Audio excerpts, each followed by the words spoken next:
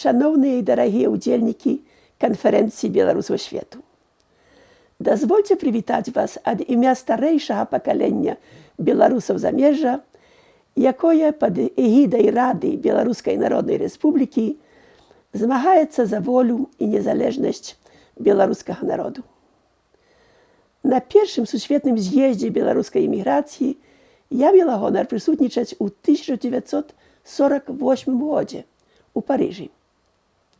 Тады таксама наша эміграцыя з розных краінаў сабралася, каб абмеркаваць разам нашу супольную будучыню.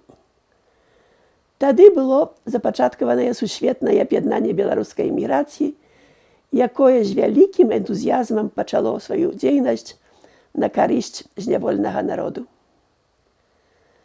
На працягу гэтых 70 гадоў сябры сусветнага аб'яднання беларускай эміграцыі стварылі беларускія арганізацыі ў вялікіх краінах свету, якія шмат спрычыніліся да ажыццяўлення ідэалаў, аб'яўленых у трэцяй грамаце БНР.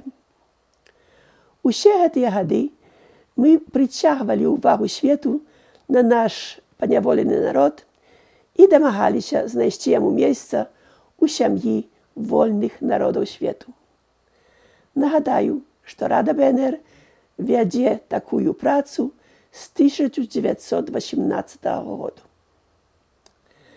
Пра тое, на чым цяпер засяроджаная увага Рады, пазней на канферэнцыі скажа мой першы заступнік Сяргей Навумчык, а таксама іншыя сябры Рады, якія беруць удзел у гэтым форуме.